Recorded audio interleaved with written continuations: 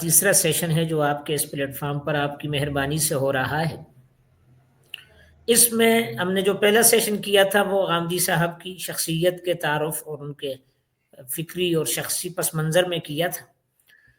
پھر ہم نے اس کے بعد ان کی افکار میں جو کچھ نمایاں افکار ہیں ان کی ایک فہرست سازی کی اور نمبر وار ان کا ایک تجزیہ اور مطالعہ دوستوں کی خدمت میں پیش کرنا شروع کیا۔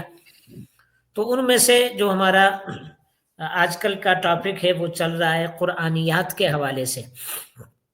چونکہ غامدی صاحب نے بھی اپنی جو کتاب میزان ہے اس کو شروع کیا ہے مبادی تدبر قرآن کے عنوان سے، تو ہمیں بھی یہی مناسب ہوا کہ پہلے ان کی قرآنی فکر پر گفتگو کی جائے۔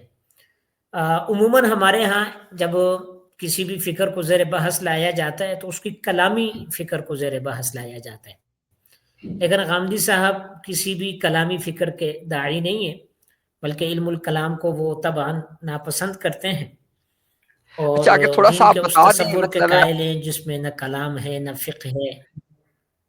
اگر تھوڑا سا آپ بتا دیتے جو بھی آپ نقطہ حضرت بیان کیا ہے کہ کلامی اس کے ساتھ وہ بحث نہیں کرتے، اگر تھوڑی سی یہ بات آپ آسان الفاظ میں لوگوں کو سمجھا دیتے ذرا۔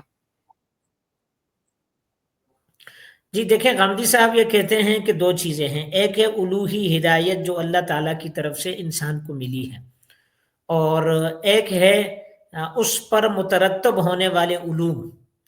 تو دین تو وہی ہے کہ جو کتاب اور سنت کی صورت میں ہمیں ملا، اس پر جو بعد میں علماء کی تشریحات ہیں وہ فقہ کہلاتی ہیں، اور اس پہ جو فلسفہ یونان در آیا ہے وہ علم الکلام کہلاتا ہے، اور کچھ دیگر اس طرح کے علوم اور فنون کے ایک آمیزش سے تصوف کا جو تصور ہمارے سامنے آیا ہے۔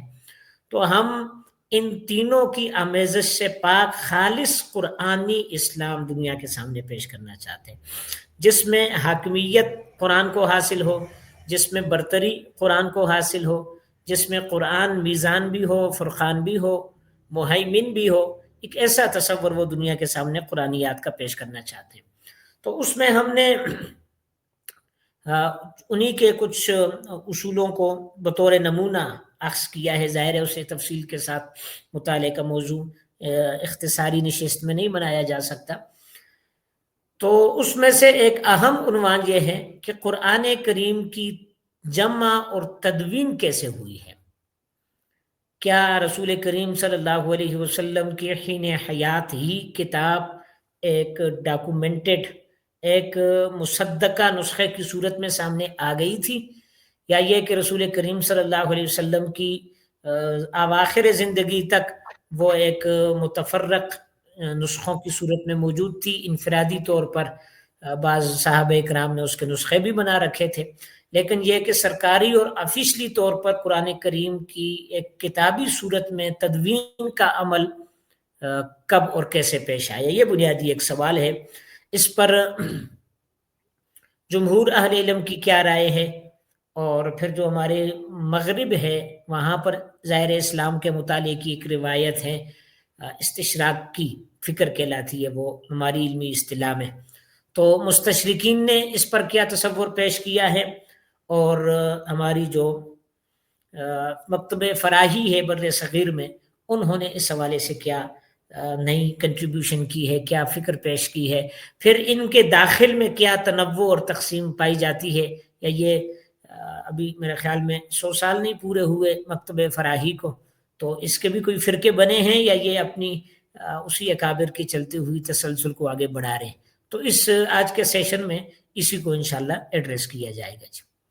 جی بالکل ٹھیک ہے جی، میں پھر وہ پریزنٹیشن کو تو میرے اسکرین پہ خیال لے میں آؤں اب جی۔ سلائیڈ کی طرف جی آپ لے آئیں جی، پریزنٹیشن لے آئیں۔ بس ڈرتے ڈرتے ہی میں چلوں گا، کہیں یہ ہمیں نیٹ تنگ نہ کر لے، بس دعا فرمائیں آپ۔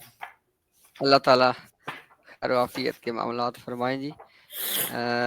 یہ لیں جی، یہ میرے خیال میں اچھا احمد بھائی اس کو اگر آپ ایڈجسٹ کر دیں جس طرح آپ کو بہتر لگے، تاکہ تھوڑا سا نا اس میں جتنا بھی اس کی ایڈجسٹمنٹ ہو سکے۔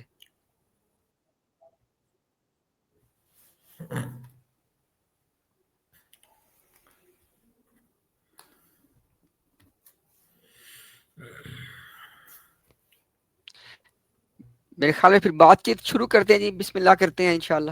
عامر بھائی آپ کچھ کہنا چاہ رہے ہیں؟ جی جی امتیاز بھائی، آپ اگر اپنی اسکرین کو تھوڑا سا بڑا کر دیں نا تو یہ تھوڑا زیادہ پھر لمبا کر دیں، اگر آپ اس کو تھوڑا سا اسی اچھا کو نیچے میں کھینچ دیں. ایسے جی آپ مزید بھی کیے جا سکتے میرے خیال میں. جی اتنا بس ابھی ٹھیک کافی ہے ہے. احمد بھائی؟ جی جی انشاءاللہ. جی جی بہتر. تو اس میں نے عرض کی مبادی تدبر قرآن کے میں کچھ تعارف پیش کر چکا ہوں. یہ غامدی صاحب نے اپنی میزان کے مقدمے میں جو سب سے پہلے اصولی بحث ذکر کی ہے، جو جسے ہمارے ہاں علوم القرآن کہا جاتا ہے یا اصول تفسیر کہا جاتا ہے، غامدی صاحب نے اسے مبادی تدبر قرآن کے عنوان سے پیش کیا ہے. تو یہ ٹائٹل بہرحال وہی استعمال کیا گیا ہے. آگے چلیں جی. جی آگے. جی آگے چلیں جی. اچھا یہ تنگ کر رہے. جی جناب. یہ مسئلہ جمع القرآن، اس کی میں کچھ وضاحت کر چکا ہوں، دوبارہ دہرانا چاہتا ہوں کہ قرآن کریم کی تدوینات کے مراحل کیا ہیں، یہ کب مدون کیا گیا، کتابت، اس کے لکھنے کے مراحل کیا ہیں. تو پہلے تو یہ ہے کہ قرآن کریم کی نزول کی کیفیت کو سمجھنا چاہیے کہ قرآن کریم نازل کس طرح ہوا ہے. تو اس نزول کو قرآن کریم دو عنوانات سے بیان کرتا ہے، ایک کو انزال کہا جاتا ہے اور ایک کو تنزیل کہا جاتا ہے. انزال بنیادی طور پر یک بارگی نزول کو انزال کہتے ہیں.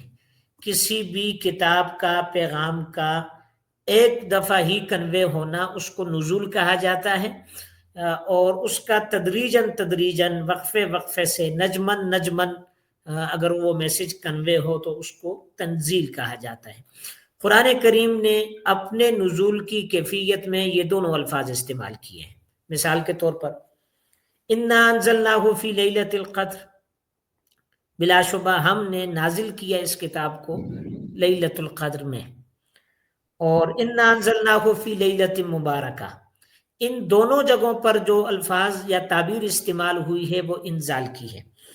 لیکن ایک اور جگہ ہے، وہ سورۃ الحجر کی 9ویں آیت ہے، وہاں پر اللہ رب العزت فرماتے ہیں انا نحن نزلنا الذکر وانا لہ لحافظون، بلا شبہ ہم نے ہی اس ذکر کو نازل کیا ہے اور بلا شبہ ہم ہی اس کی حفاظت کرنے والے ہیں. تو یہاں تنزیل کا لفظ استعمال ہوا ہے. تو اس میں جو تفسیری نقطہ ہمارے علماء نے لکھا وہ یہ کہ یک بارگی نزول کو انزال کہا جاتا ہے، اور نجمن تدریجاً ضرورتاً نزول کو تنزیل کہا جاتا ہے. تو قرآن کریم کا یہ نزول دونوں اطوار پر ہوا ہے، دونوں نہج پر ہوا ہے.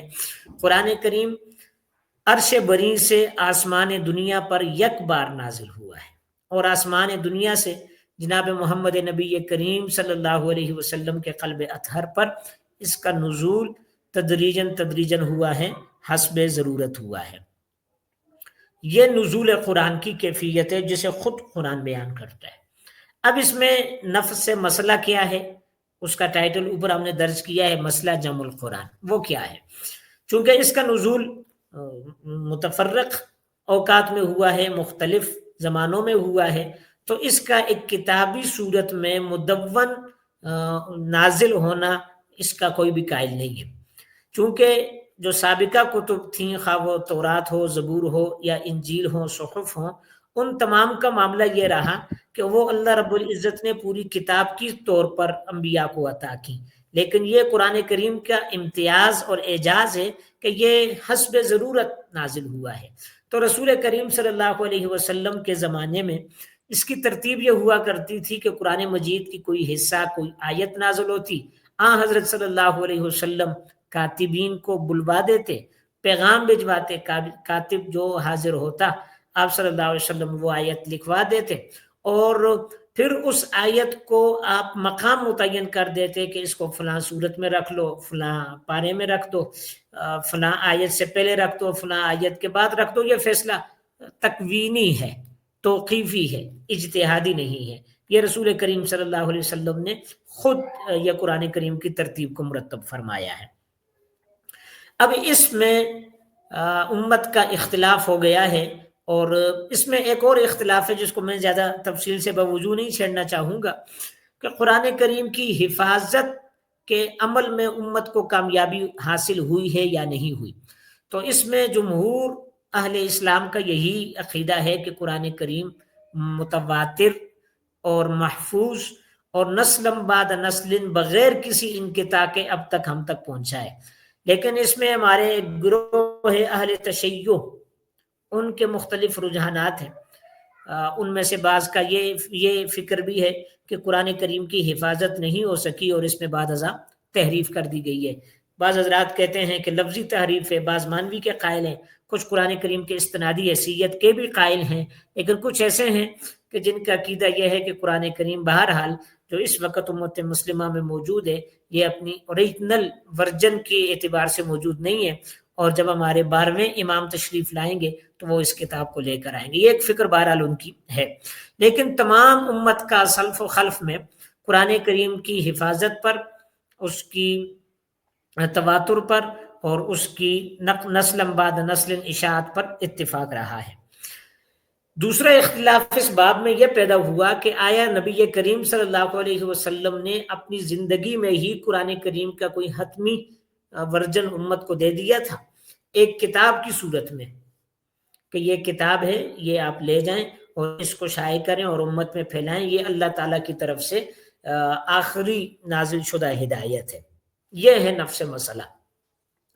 اس نفس مسئلہ میں ہم نے یہاں پہ ٹائٹل قائم کیا ہے جمہور اہل علم کا موقف، تو ہم ذرا اس پہ تھوڑی سی گفتگو کرنا چاہتے ہیں۔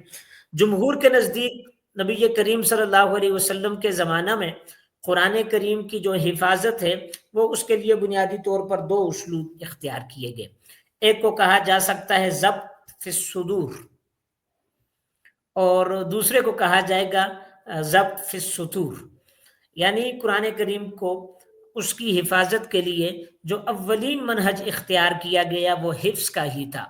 اہل عرب کے شاہکار قوت حافظہ اور ذہنی استعداد، صلاحیت اور مزاج کی صداقت اور استواریت، انہوں نے اس پہ وہ شاہد ہے کہ انہوں نے اللہ کے اس کلام کو خدا کی طرف سے آخری ہدایت اور انسان کی فوز و فلاح کا نمونہ سمجھتے ہوئے انہوں نے اس کے حفظ پر توجہ دی، اور خود اہل عرب کے قوت حفظ کا یہ عالم تھا کہ انہیں سینکڑوں نہیں بلکہ ہزاروں کے اعتبار سے قصائد یاد تھے، اشعار یاد تھے، نسب نامے ازبر تھے، اپنے بھی نہیں، گھوڑوں کے نسب نامے انہیں یاد تھے کہ یہ گھوڑا ہے اور یہ فلاں کا بیٹا ہے، اور ان کے انہوں نے نام رکھے ہوتے اور انہیں ازبر تھے۔ تو ایسی قوم کے سامنے کتاب اللہ کی حفظ کوئی مشکل امر نہیں تھا، چنانچہ اس کی انسانی سبب کے دائرے میں پہلی حفاظت کے لیے جو اہتمام ہوا وہ حفظ کا ہی ہوا۔ لیکن اس کے ساتھ ساتھ خود نبی کریم صلی اللہ علیہ وسلم کے زمانے میں اس کی کتابت کا رجحان بھی عام ہو گیا تھا، اور حضرت صلی اللہ علیہ وسلم اپنی نگرانی میں قرآن کریم کی کتابت کا اہتمام فرمایا کرتے تھے۔ قرآن کریم اس میں مختلف مقامات پر شواہد ملتے ہیں، مثال کے طور پر فی صحف مکرمہ، یہ مرفوعات مطہرہ، تو یہ بھی اس طرف اشارہ ہے۔ اسی طرح والطور فی رق منشور یا فی کتاب مستور وغیرہ کی اس طرح کی جو آیات ہیں، یہ بہرحال ہمیں بتا رہی ہیں کہ کتاب، رق، قلم، صفحہ، ورق، یہ ساری اس بات پہ دلالت ہے کہ عہد نبوی میں ہی اس کی کتابت کا اہتمام ہو گیا تھا، لیکن وہ صرف خاص ورق پر نہیں تھی، بلکہ جو بھی اس وقت کے وسائل تھے، کسی نے چمڑے پہ لکھ دیا ہے، کسی نے پتھر پہ لکھ دیا ہے، کسی نے درخت کی چھال پہ لکھ دیا ہے، کسی نے سل نما کشادہ پتھر لیا ہے اس پہ لکھ لیا ہے۔ تو یہ اول دور میں جو اس کی تدوین ہوئی ہے، جو اس کی کتابت ہوئی ہے، وہ ان مراحل میں ہوئی ہے۔ یہ جمہور اہل علم کا موقف ہے۔ اب اس میں دوسرا ہمارا اہم بحث یہ ہے کہ جمہور کے اس موقف کا استدلال کیا ہے، بنیاد کیا ہے۔ تو میرے سامنے اس وقت بخاری کی ایک باب ہے، کتاب فضائل القرآن ہے، اس میں ایک باب امام بخاری نے قائم کیا ہے، باب جمع القرآن۔ تو یہ جو پوری تفصیل میں نے آپ کے سامنے رکھی ہے، یہ امام بخاری نے اپنی اس روایت میں ذکر کی ہے۔ اس کا حاصل یہی بنتا ہے کہ جنگ یمامہ میں مسلمانوں کی ایک کثیر تعداد شہید ہو گئی تھی، اور ان میں سے اکثر حفاظ تھے۔ تو سیدنا فاروق اعظم رضی اللہ تعالیٰ عنہ کو یہ فکر لاحق ہوئی کہ اگر اسی کثرت کے ساتھ اہل اسلام کی اور حفاظ قرآن کی شہادت ہوتی رہی تو مبادا ہم قرآن کریم کی نعمت سے محروم نہ ہو جائیں۔ یہ خوف انہیں لاحق ہوا، اور انہوں نے حضرت سیدنا صدیق اکبر رضی اللہ عنہ سے، جو مسلمانوں کے سیاسی اور مذہبی پیشوا اور قائد تھے، ان سے یہ درخواست کی کہ آپ کتاب اللہ کی کتابت کروا لیں۔ تو جناب سیدنا صدیق اکبر رضی اللہ تعالیٰ عنہ اس پہ آمادہ نہ ہو سکیں، اور وہ فرمانے لگے کہ میں یہ کام کیسے کر سکتا ہوں کہ جو خود حضور نے نہیں کیا۔ لیکن جب اصرار بڑھا اور صحابہ کرام سے مشاورت کا عمل کیا گیا تو سیدنا صدیق اکبر اس کام پر آمادہ ہو گئے کہ ہمیں کتاب اللہ کو کتابی صورت میں مدون کر کے آفیشلی ایک مصدقہ دستاویز کی صورت میں امت میں شائع کرنی چاہیے۔ لیکن پھر معاملہ یہ ہوا کہ یہ کام کرے کون؟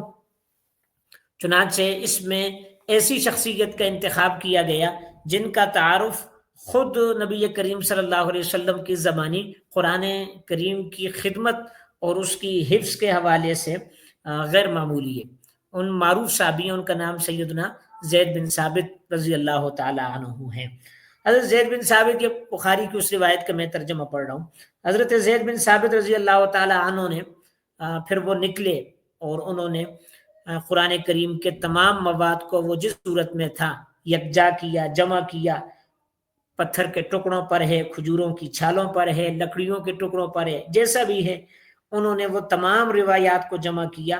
اور سورہ توبہ کا آخری حصہ حضرت ابو خزیمہ انصاری کے پاس تھا، لَقَدْ جَاءَكُمْ رَسُولٌ مِّنْ أَنفُسِكُمْ عَزِيزٌ عَلَيْهِ مَا عَنِتُّمْ حَرِيصٌ عَلَيْكُمْ بِالْمُؤْمِنِينَ رَءُوفٌ الرحیم۔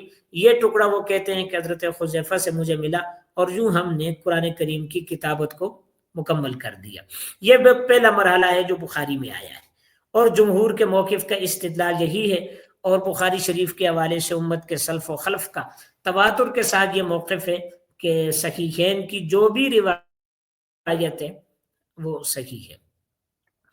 یہ دوسرا مرحلہ ہے۔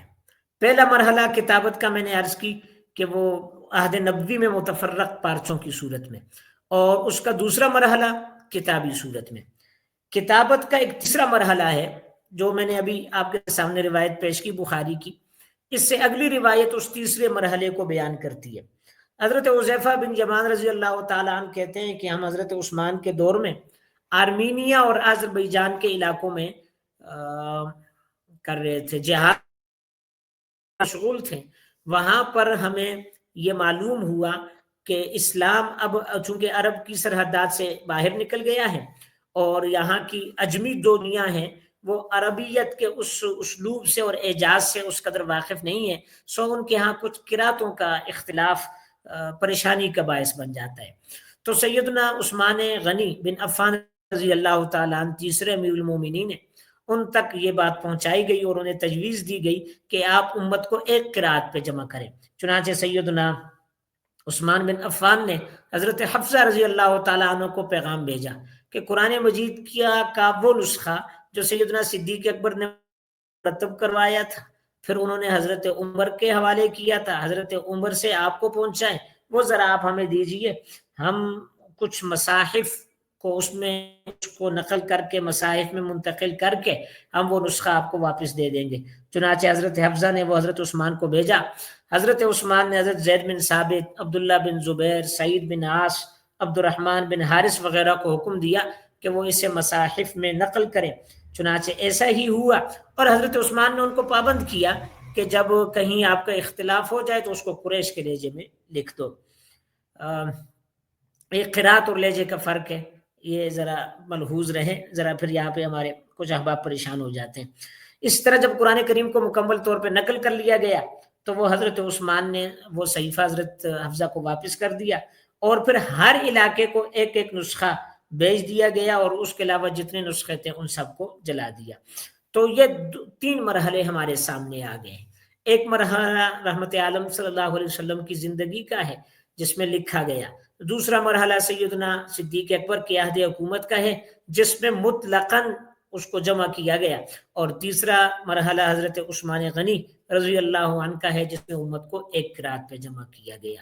تو یہ جمع و تدوین کے دو پس منظر ہو گئے، ایک یمامہ کی لڑائی اور دوسرا آرمینیا اور آذربائیجان میں جب اختلاط کی اطلاع ہوئی. یہ 3 مراحل یہ اس نفس مسئلہ کی پوری تنقید اور پس منظر ہے. میری آواز یہ آپ کی آواز ٹھیک ہے، آ رہی ہے آپ کی آواز. وہ انداز بیاں گرچہ بہت شوق نہیں، شاید کہ اتر جائے تیری دل میں میری بات. انشاءاللہ جی بالکل ٹھیک ہے آپ کا انداز بیان جی. اچھا، اس میں ایک اور معاملہ آ گیا، مستشرقین. یہ اصطلاح ظاہر ہے کہ جو لوگ علم کی دنیا سے وابستہ ہیں، اسلامیات اور دینیات ان کے مطالعے کا مضمون ہے، تو ان کے لیے یہ اصطلاح کوئی نئی نہیں ہے. البتہ دوستوں کے لیے کند مقرر کے طور پہ عرض کیے دیتا ہوں کہ مستشرقین وہ لوگ ہوتے ہیں جو رہتے مغرب میں ہیں اور وہ علوم شرقیہ کا، السنہ شرقیہ کا مطالعہ کرتے ہیں، بالخصوص علوم اسلامیہ اور دینیہ کا مطالعہ کرتے ہیں. اس میں دونوں طرح کے لوگ ہوتے ہیں. کچھ ایسے لوگ بھی ہوتے ہیں کہ جو دیانتداری کی بنیاد پر علوم اسلامیہ کا مطالعہ کرتے ہیں، اور ایسے لوگ بھی ہوتے ہیں جو مشنری ہوتے ہیں اور اعتراضات اور اشکالات کے غرض سے علوم کا مطالعہ کرتے ہیں، پھر ان میں معائب اور کمزوریوں کو دیکھتے ہیں، ان کو اچھالتے ہیں اور پھر اسے اپنے سیاسی بھی، عسکری بھی، مذہبی بھی، تبلیغی بھی، الہادی بھی، ہر طرح کے مقاصد کے لیے وہ پھر ان کو استعمال کرتے ہیں. تو قرآن کریم کی جو جمع کی روایات ہیں وہ اس میں کچھ شک نہیں ہے کہ کچھ بندے کو پریشان کر دینے والی ہیں، اور ایک عام مسلمان کے سامنے جب اس کی تفصیل کو پیش کیا جاتا ہے تو وہ تھوڑا سا یہاں آ کے گھبرا جاتا ہے. تو مستشرقین کی طرف سے بھی جمع و تدوین کے ان 3 مراحل پر اعتراض کیا گیا، اور ان اعتراضات کے ظاہری محرکات کی ایک وجہ یہی ہے کہ وہ جمع و تدوین کی جو روایات ہیں وہ بادی النظر میں انہیں معارض معلوم ہوئی، تو اس لیے وہ اس کا انکار کر بیٹھے. وگرنہ اگر وہ اس کو درست نہج پر ان روایات کا مطالعہ کرتے تو امید یہ ہے کہ وہ اس خطا سے بچ جاتے. لیکن اس خطا میں جہاں ان کے معاندانہ رویے کار فرما ہیں، وہاں ان کی علمی تساہل کا عنصر بھی ہمیں شامل نظر آتا ہے. دراصل ان کا جو مین مقصود اور ہدف ہے وہ یہاں پہ 3 آپ حضرات کی خدمت میں ذکر کیے گئے ہیں. ایک تو یہ کہ وحی کی قدر و منزلت کی نفی، دوسرا یہ ہے کہ عہد نبوت میں کتابت کی نفی، اور تیسرا یہ ہے کہ بعد کی تدوینات کی نفی. بعض مستشرقین ان کا یہ خیال ہے کہ وحی جو رسول کریم علیہ السلام پہ نازل ہوئی وہ کوئی اتنی اہم شے نہیں تھی. معاذ اللہ، اگر یہ کوئی اتنی اہم شے ہوتی تو خود نبی کریم صلی اللہ علیہ وسلم اس کو لکھواتے اور ایک ختمی صورت میں امت کے حوالے کرتے. چنانچہ لکھوائی نہیں گئی تو لہٰذا یہ کوئی اتنی اہم شے ہی نہیں ہے. یہاں سے مجھے وہ پرویز صاحب بھی یاد آ جاتے ہیں اور غامدی صاحب بھی، بادل نخواستہ، جو کہتے ہیں کہ بھئی حدیث بھی کوئی اتنی اہم شے نہیں ہے، اگر ہوتی تو رسول اللہ اس کی کتابت کا اہتمام فرماتے. اب نہ معلوم ان حضرات کا اہتمام سے مراد کیا ہوتی ہے، لیکن یہ کہ مستشرقین بھی یہی کہہ رہے ہیں. پھر یہ کہتے ہیں کہ نبوت کے زمانے میں بھی حفظ پر ہی انحصار رہا اور کچھ زیادہ اس کی کتابت کا اہتمام نہیں کیا گیا. اسی طرح معروف مستشرق ہیں جان برٹن، بڑے معروف آدمی ہیں، اور ایک ہیں پروفیسر مارگولیت وغیرہ. انہوں نے بعد کی تدوینات کی نفی کی اور سیدنا صدیق اکبر کے زمانے میں جو قرآن کریم کی تدوین کی گئی اس پر بھی اعتراض کیا، اور سیدنا عثمان کے حوالے سے بھی جو جمع القرآن کی روایات بخاری میں ہیں، تو مختلف مستشرقین نے مختلف اوقات میں اس کو متنازع بنانے کی کوشش کی. لیکن اس سلسلے میں جو نئی چیز ہمارے سامنے آئی ہے وہ میں دوستوں کی دلچسپی کے لیے عرض کرنا چاہوں گا. آج کا جو استشراق ہے وہ اپنی سابقہ ان تمام علمی مساعی کو خود رد کر رہا ہے، اور ان کا کہنا یہ ہے کہ یہ ہم نے کلونیل امپائر کے دور میں، استعماری اقتدار کے دور میں سیاسی مقاصد کے لیے ہم نے یہ سارے اشکالات گھڑے تھے، خود وہ اعتراف کر لیں. تو ان لوگوں کی فکر پہ ہمیں تعجب ہوتا ہے کہ جو اب بھی مستشرقین کی اس فکر کو پروموٹ کر رہے ہیں جو خود ان کے یہاں متروک ہو چکی ہے. جزاکم اللہ. آگے میں اس کو آگے بڑھا دیں، سلائیڈ چلائیں. اچھا، پھر 1857 کو جب یہاں پر انگریز کا غلبہ ہوا، اور اس سے کچھ پہلے بھی یہاں پر مشنریوں کی آمد تو بہرحال شروع ہو گئی تھی. فنڈر پادری یہاں پہ آ گئے تھے، عیسائی مبلغ ہیں عبد المسیح وہ آ گئے تھے. اسی طرح ایک اور ہیں عماد الدین ان کا نام ہے. یہ حضرات جو ہیں یہ بر صغیر میں آ گئے تھے، اور انہوں نے اپنی استشراقی فکر کو پھیلانے کی کوشش کر دی تھی. بنیادی طور پر یہاں ان کے آنے کے مقاصد تو تجارتی ہی تھے، جیسا کہ وہ یہاں پر آئے تھے، لیکن وہ اپنے جلو میں تہذیب بھی لے کر آئے تھے، علم بھی لے کر آئے تھے، عسکری مقابلے کی بھی وہ پوزیشن میں تھے. چنانچہ منظمانہ طور پر تحکمانہ انداز میں انہوں نے یہاں پہ سیاسی طور پر بھی ہمیں سقوط کی طرف ہمیں لے گئے ہیں، زوال پذیر ہوئے ہیں ہماری فکر، تہذیبی طور پر بھی معاشی طور پر بھی. بلکہ حقیقت تو یہ ہے کہ جو فکر سیاسی طور پر بالادست ہوتی ہے، اگرچہ ہمارے غامدی صاحب اسے تسلیم کریں یا نہ کریں، سیاسی بالادستی پھر وہ فکر کی بھی بالادستی ہوتی ہے، وہ پھر تہذیب کی بھی بالادستی ہوتی ہے، وہ پھر علم کی بھی بالادستی ہوتی ہے.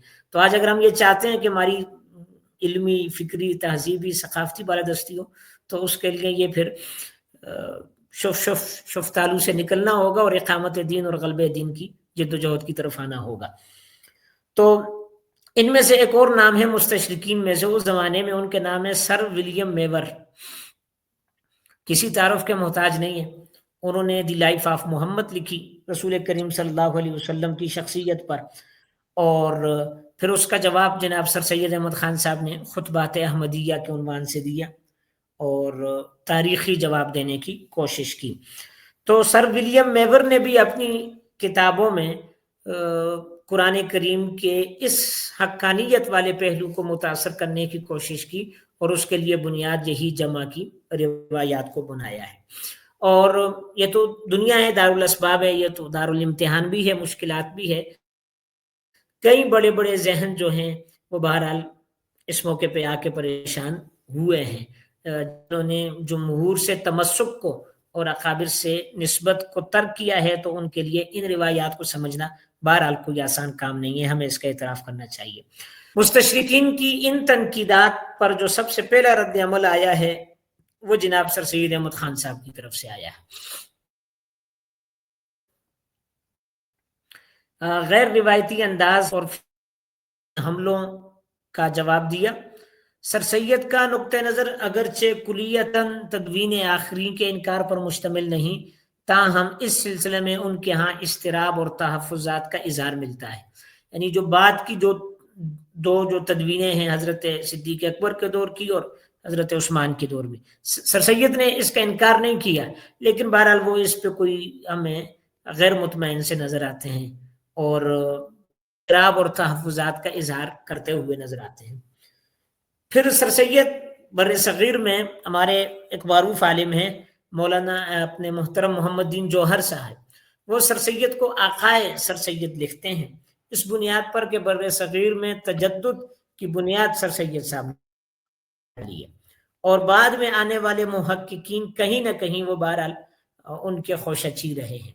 تو سر سید کا اس معاملے میں بھی جو ان کی حساسیت ہے وہ بعد میں آنے والے محققین پہ مرتب ہوئی ہے. چنانچہ اس سلسلے میں پہلی مدون کاوش سر سید ہی کے تربیت یافتہ ایک شخص ہیں، ان کا نام ہے شیخ عطا اللہ. ان کی کتاب شہادت الفرقان علی جمع القرآن اس صورت میں سامنے آئی ہے، جسے ہم نے میں عنوان دیا ہے سر سید کی فکر اور اس کی توسیع. اس کتاب میں قرآن کریم کو رسول کریم صلی اللہ علیہ وسلم کی زندگی میں ہی جمع و تدوین کا ثبوت دیا گیا ہے. البتہ اس کتاب میں بھی حضرت صدیق اور حضرت عثمان کے عہد میں جو قرآن کریم کی تدوین ہوئی ہے اس کے انکار کا تأثر نہیں ملتا. پھر چونکہ قرآن کریم کی اس طرح کی جو تدوین کی جو روایات ہیں وہ تو بنیادی طور پر احادیث ہیں، تو منکرین حدیث اس سلسلے میں کیسے پیچھے رہ سکتے تھے؟ وہ ہے نا، ہم ہوئے تم ہوئے کہ میر ہوئے، سب اسی زلف کے اسیر ہوئے. تو سر سید کی زلف کے یہاں پر منکرین حدیث ہمیں اسیر نظر آتے ہیں. چنانچہ ان میں جو ان کے فکری قائد ہیں، حافظ اسلم جراج پوری یا علامہ غلام احمد پرویز، ان سب حضرات نے کسی نہ کسی انداز سے، کسی نہ کسی دورانیے سے سر سید کی ہی فکر کو سند تائید بخشا ہے. اور ظاہر ہے جو آدمی بخاری کو اجمی سازش کہے گا تو وہ بخاری میں درج جمع کی روایات کو کیسے مانے گا؟ تو ان کا کیس تو بہرحال سمجھ میں آتا ہے. البتہ یہ تین ہمیں یعنی رد بر صغیر میں اس کی ترتیب نظر آئی. استشراق کی فکر آئی، سر سید کی طرف سے رد عمل آیا، اور دو طبقات نے اس رد عمل کی توسیع کی، ایک تو منکرین حدیث نے اور ایک سر سید کے تربیت یافتہ شیخ عطا اللہ، ایک نوجوان تھے، ان کی کتاب شہادت الفرقان علی جمع القرآن، یہ اس عنوان سے ان کی کتاب ہوئی ہے. آگے چلتے ہیں.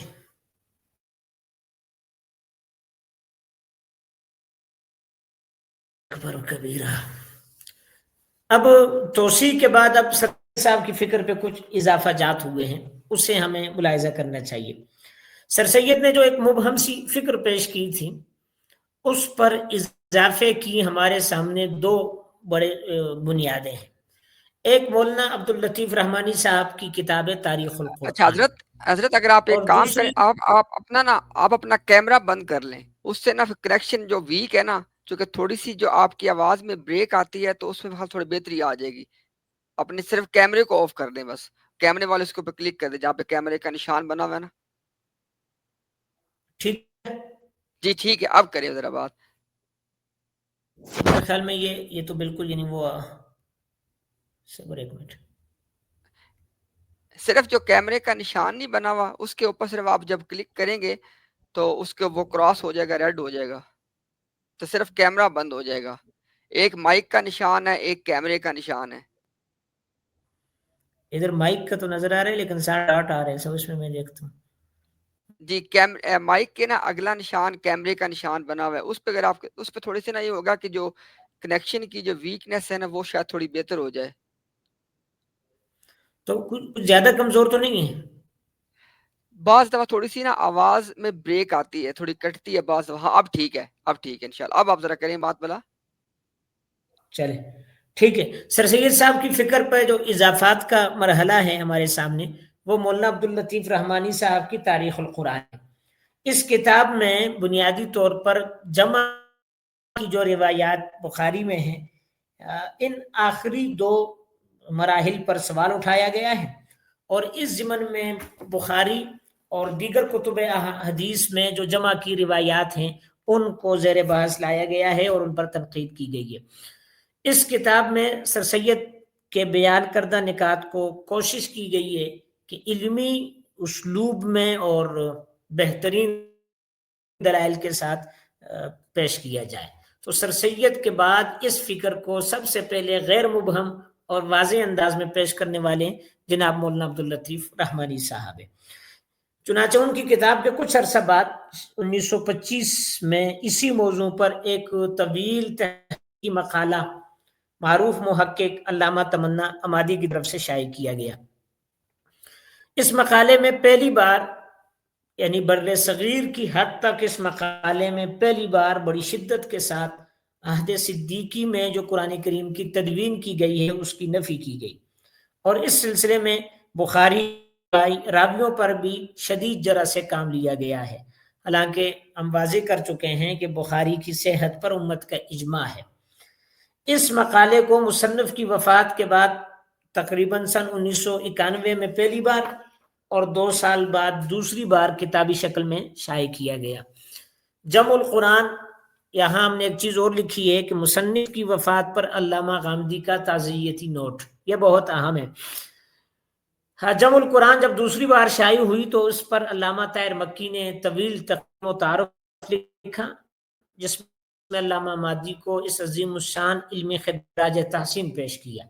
اس مقدمہ میں مولانا عبداللطیف رحمانی کی کتاب کی بھی تحسین کی گئی ہے.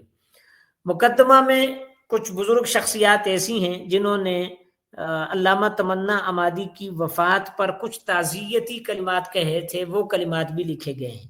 میں ان بزرگوں کے نام لینا چاہتا ہوں۔ مولانا حبیب الرحمان صدیقی معروف آدمی ہے، مولانا جعفر شاہ پھلواروی، مولانا سید ابو العلا مودودی، علامہ محمد اقبال، پروفیسر یوسف سلیم چشتی، جوش ملی آبادی اور پروفیسر رشید احمد صدیقی، ان لوگوں نے بھی علامہ تمنا عمادی کی شخصیت پر تعزیت کا اظہار کیا ہے۔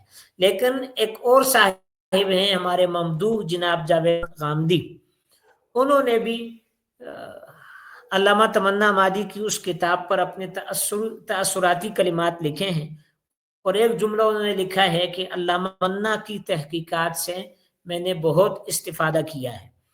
اب یہ حوالہ جو میں کوٹ کرنا چاہتا ہوں، اس کا پس منظر یہ ہے کہ غامدی صاحب کی کسی بھی کتاب میں تمنا عمادی کا حوالہ نہیں ملتا، ان کی کسی بھی گفتگو میں تمنا عمادی کا حوالہ نہیں ملتا، لیکن اس کتاب میں وہ اس کا اعتراف کر رہے ہیں کہ میں نے تمنا عمادی صاحب سے بہت استفادہ کیا ہے۔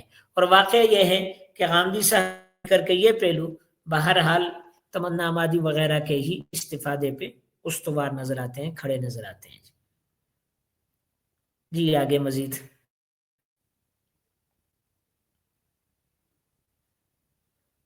سلائیڈ آگے تبدیل کر لیں۔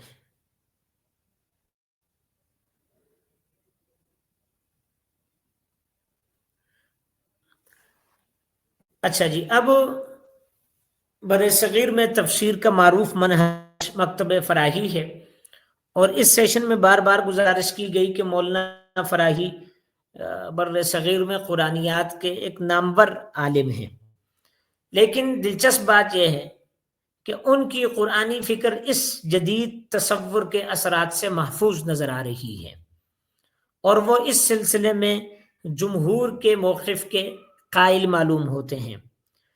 ان کے موقف کے کچھ شواہد یہاں پر پیش کرنا چاہتا ہوں، وہ بڑے باریک نوعیت کے ہیں، احباب کی توجہ اس میں بڑا اہم کردار ادا کرے گی۔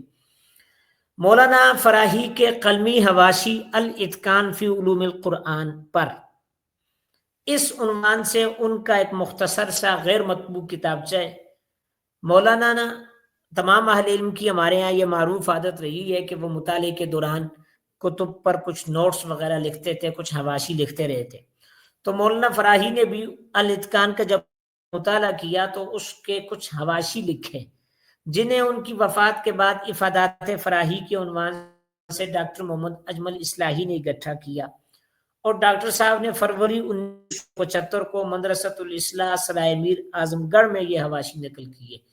ان حواشی میں اس کی تفصیل یہاں نہیں عرض کرنا چاہتا، یہ ہے کہ ان حواشی سے ہمیں یہ پتہ چلتا ہے کہ مولانا حمید الدین فراہی رحمہ اللہ جمہور کے موقف کے قائل ہیں، اور وہ حضرت عثمان اور حضرت سیدنا صدیق اکبر کے دور میں قرآن کریم کی تدوین ہوئی ہے اس کو درست مانتے ہیں، اور قرآن کریم کی اسی تاریخ کے قائل ہیں۔ اس سلسلے میں ایک اور ڈاکٹر محمد اجمل اصلاحی کی کاوش ہے تصانیف فراہی کا غیر مطبوعہ خزانہ۔ اس میں ڈاکٹر مولانا حمید الدین فراہی صاحب کی ان کتابوں کا تذکرہ ہے کہ جو ابھی تک شائع نہیں ہو سکی اور منصہ شہود پر نہیں آ سکی۔ چنانچہ ان میں ایک کتاب ہے تاریخ القرآن۔ اس کتاب میں جو مولانا فراہی نے نقشہ پیش کیا ہے، خاکہ پیش کیا ہے کتاب کا، وہ بہرحال وہی ہے جو جمہور کا موقف ہے، اور جس کی تفصیل ہم اسی سیشن میں آپ حضرات کی خدمت میں عرض کر چکے ہیں۔ لیکن مکتب فراہی کے اس وقت کے جانشین اور مطلقاً امام، جنہیں مجتہد فی المذہب بھی کہا جاتا ہے، جناب جاوید احمد غامدی صاحب اس حوالے سے مولانا فراہی کی فکر سے منحرف نظر آتے ہیں اور دور کھڑے ہوئے نظر آتے ہیں۔ مثال کے طور پر غامدی صاحب لکھتے ہیں، قرآن کریم جیسا کہ اس بحث میں کی ابتدا میں بیان ہوا، اس معاملے میں بالکل صریح ہے کہ وہ براہ راست اللہ تعالیٰ کی ہدایت کے مطابق اور رسول اللہ صلی اللہ علیہ وسلم کے حین حیات مرتب ہوا، لیکن یہ روایتیں یعنی سیدنا صدیق اور سیدنا عثمان کے دور میں قرآن کی جمع و تدوین کی روایتیں اس کے برخلاف ایک دوسری داستان سناتی ہیں، جس سے نہ قرآن قبول کرتا ہے نہ عقل عام کسی طرح ماننے کے لیے تیار ہو سکتی ہے۔ یعنی غامدی صاحب اس حوالے سے روایتی نقطہ نظر کے برخلاف اس رجحان کی طرف اعلان رکھتے ہیں جو دور جدید میں سامنے آیا ہے، جس کی ابتدا سرسری طور پر سر سید سے ہوئی اور جس کے اثرات کو دیگر محققین نے قبول کیا، اور متاثرین میں مفتی عبداللطیف اور علامہ تمنا عمادی ممتاز نظر آتے ہیں۔ تو غامدی صاحب کی اس فکر پر مولانا عمار صاحب کا ایک تبصرہ ہے، وہ میں آپ کی خدمت میں پیش کرنا چاہتا ہوں۔ مصنف کا نقطہ نظر، عمار صاحب لکھتے ہیں کہ مصنف کا نقطہ نظر اس آخری دور کے رجحان کے ساتھ ہم آہنگ ہے، یعنی مولانا عمار صاحب کے مطابق بھی اس سلسلے میں جناب جاوید احمد غامدی صاحب اپنے اکابر و اسلاف کی روش پر بھی نہیں ہیں اور امت کے اسلاف و اکابر کی روش پر بھی نہیں ہیں، بلکہ یہ جو آخری دور کا دور جدید کا تأثر مفتی عبداللطیف رحمانی اور جناب علامہ تمنا عمادی کی توسط سے سامنے آیا ہے، یہ اس پر اعتماد کرتے ہیں۔ غامدی صاحب کے اس اعتماد کی دو بنیادیں ہیں۔ ایک تو وہ یہ کہ ابن شہاب زہری سے بڑے ناراض رہتے ہیں، اور ابن شہاب زہری پر مستشرقین کی تنقیدات آپ حضرات کے علم سے مخفی نہیں ہوگی، اور لطف کی بات یہ ہے کہ یہی ابن شہاب زہری جب ان کی کسی پسندیدہ مسلک کی روایت میں آتا ہے تو اسے وہ قبول کرتے ہیں، اور جہاں ابن شہاب زہری ان کی کسی ناپسندیدہ طرز کی روایت کو کا راوی بن جاتے ہیں تو وہاں یہ ابن شہاب سے ناراض ہو جاتے ہیں۔ ویسے مزے کی بات یہ ہے کہ ابن شہاب سے متجدد اور مستشرق دونوں بیک وقت ناراض ہیں۔ اس کی وجہ بنیادی طور پر یہ ہے کہ حدیث کے سب سے پہلے مدون امام محمد مسلم بن شہاب الزہری ہیں، اور ان کو مشکوک بنانے کا معنی یہ ہے کہ آپ حدیث کے پورے ذخیرے کو مشکوک بنا دیں۔ اور اس سے بھی لطف کی بات یہ ہے کہ تاریخ اور تفسیر کے مدون اول اسلامی تاریخ میں ابن جریر طبری ہیں، اور تمنا عمادی اور جناب غامدی دونوں ابن جریر سے ناراض نظر آتے ہیں، لیکن کیا کیجئے مستشرق بھی جو ہے نا وہ علامہ طبری سے ناراض نظر آتے ہیں، تو ان کی ناراضگیوں کا پس منظر بھی بہرحال استشراق سے ملتا ہے۔ اور عمار صاحب لکھتے ہیں کہ اس خاص نقطے میں بھی مصنف کی رائے مفتی عبداللطیف رحمانی اور علامہ تمنا عمادی سے ماخوذ ہے۔ تو یہ میرے خیال میں کچھ اختصار کے ساتھ ان کی فکر کا اور اس کے پس منظر کا تعارف دوستوں کی خدمت میں پیش کر دیا گیا ہے۔ اب قرآنیات کے حوالے سے یہ ہماری آخری سلائیڈ ہے، اور وہ سورۃ الفیل کی ایک منفرد تفسیر ان بزرگوں نے پیش کی ہے، تو ہم ذرا اس پر روشنی ڈالنا چاہتے ہیں امتیاز صاحب کی اجازت سے۔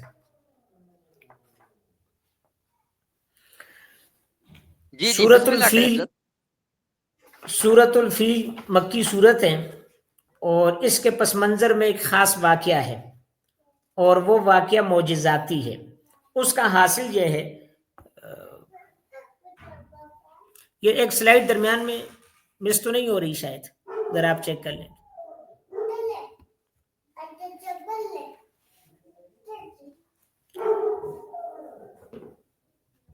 یہ واقعہ فیل کیا ہے، واقعہ فیل کیا ہے؟ تو اس میں ادھر نام لکھا ہے امام ابن کثیر کا، ایک حوالہ پیش کرتا ہوں۔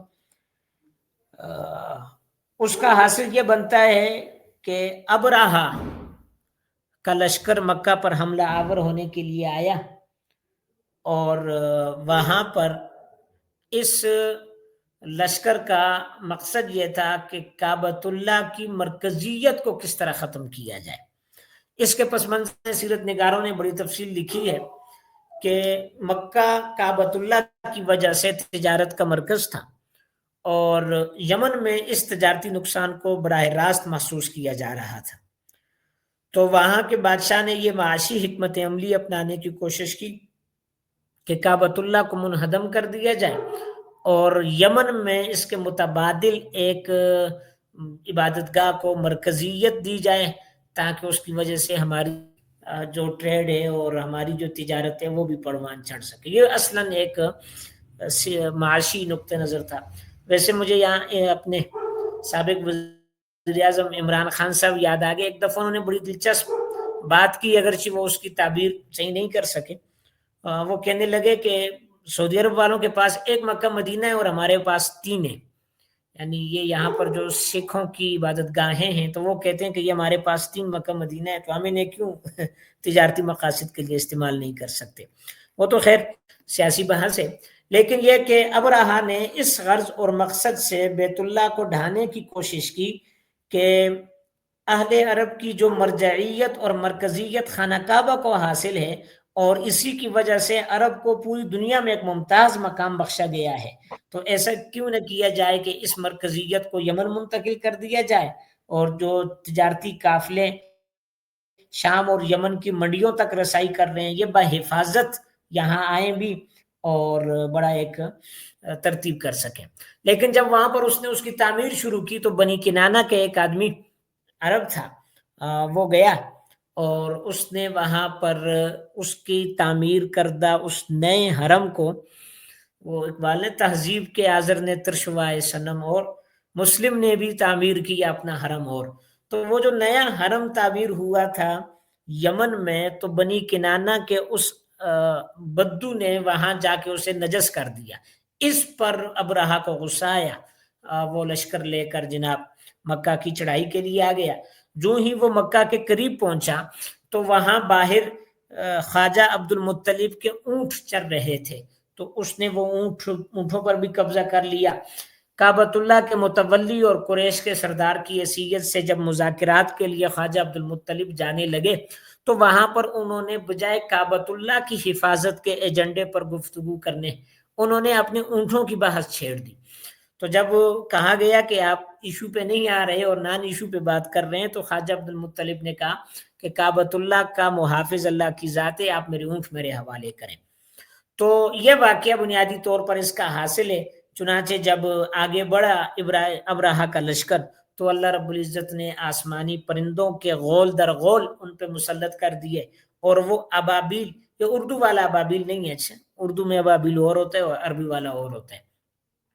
तो वो अपनी छोटी छोटी कंकरियां अपनी जुबान में और अपने मुंह में लेकर चोंचों के जरिए उन्होंने वो उस लश्कर पे बरसाई, और रिवायात में आता है कि जिसके सर पे वो किंकर पड़ता, तो वो उस हाथी को भी चीर के वो किंकर नीचे से निकल जाता। अब ये बुनियादी तौर पर वाकये का खुलासा है, जिस पर अल्लामा आलूसी ने शेख इब्राहिम अल मुंजिर के हवाले से, जो इमाम बुखारी के भी शेख हैं, उन्होंने इजमा नकल किया है कि पूरी उम्मत इस सूरत के शान नुज़ूल और पस मंजर में ये वाकया मानती है। ये अल्लामा आलूसी ने तफसीर रूहुल मानी में इस पे इजमा नकल किया है, और ये वाकये का खुलासा है। अब पूरी उम्मत तो यही करती है, लेकिन जब ये सूरत बर्रे सगीर में पहुंची, तो कौन सी सूरत सामने आई? अजमी मिजाज ने क्या गुल खिलाए, अब हमें जरा उसका जायजा लेने। अब आप अगली स्लाइड की तरफ जाए, तो यहां पर फिर हमें मुक्तदा और पेशवा जनाब सर सैयद अहमद खान साहब ही नजर आते हैं, और मेरी मालूमात की हद तक ये बर्रे सगीर में पहले आदमी हैं जिन्होंने तफसीर जुमहूर की तफसीरी राय से इख्तिलाफ किया है और एक नई तफसीर पेश की है, जिसे तफसीर से ज्यादा बहरहाल एक तावील कहना मुनासिब मालूम होता है। सर सैयद मज़कूरा वाक़े के जो इब्तदाई हिस्सा है उसको तो बहरहाल ठीक तस्लीम करते हैं कि अबरहा एक लश्कर लेकर आया और बैतुल्लाह को मिसमार करने का कस्द किया। अलबत्ता वो कहते हैं कि इसका जो आखिरी हिस्सा है, जिसमें इस लश्कर पर खुदाई फौज अबाबिलों की सूरत में हमला आवर हो गई थी, वो कहते हैं कि ये वर्क ऑफ गॉड और वर्ड ऑफ गॉड के मुतनाक़िज़ है, उससे मुतज़ाद है। अगर आपको याद हो तो हमने सैयद साहब के तफसीरी उसूलों में से एक उसूल जिक्र किया था, जिसमें वो कहते हैं कि वर्क ऑफ गॉड और वर्ड ऑफ गॉड में कोई तजाद नहीं हो सकता। सो वो यहाँ पर तावील से काम लेते हैं। उनकी राय यह है कि चिड़ियों के जरिए इस लश्कर पर हमला की रिवायत दुरुस्त नहीं, बल्कि ऐसा हुआ कि मकाम मिना और मुजदलफा के माबैन इस लश्कर पर एक वबाई मर्ज फैल गया था, चीचक का, जिसकी वजह से वो सारा का सारा लश्कर नेस्तो नाबूद हो गया। चूंकि वो मौजज़ा है ना, तो मौजज़ा सर सैयद साहब की अक़लियत पसंद जहन में उस तरह फिट नहीं बैठ सका, تو انہوں نے اس کو وبائی مرض کے کھاتے میں ڈال دیا ہے، اور چلیں اپنی رائے پیش کرتے تو غنیمت تھی، لیکن انہوں نے دوسری کرم نوازی یہ کی کہ پورے جمہور کو انہوں نے اس سلسلے میں وضاع اور کذاب کہہ دیا ہے، اور اپنی رائے کو بغیر کسی استدلال کے حتمی کہہ دیا۔ اس سلسلے میں جناب غلام احمد پرویز صاحب آخر کس سے پیچھے رہنے والے تھے، انہوں نے بھی ایک دلچسپ اور عجیب موقف اختیار کیا۔ ان کی رائے یہ ہے کہ اس لشکر کی ہلاکت نہ تو کسی آسمانی وبائی مرض کے نتیجے میں ہوئی ہے جیسا کہ سر سید صاحب کہتے ہیں، اور نہ ہی اللہ تعالیٰ نے چڑیوں یا ابابیلوں کے ذریعے پتھراؤ کے نتیجے میں انہیں تباہ کیا جیسا کہ مفسرین جمہور کی رائے ہے۔ پرویز صاحب کہتے ہیں کہ اہل مکہ نے مزاحمت کی اور پہاڑ پر چڑھ کر ان پر اتنی شدید سنگباری کی کہ وہ وہاں پر ہلاک ہو گئے، اور اسی طرح کہتے ہیں کہ یہ جو پرندوں کا تذکرہ ہے نا اس صورت میں، وہ دراصل وہ پرندے تھے جو ان مقتولین کی لاشوں کو نوچنے کے لیے آئے تھے۔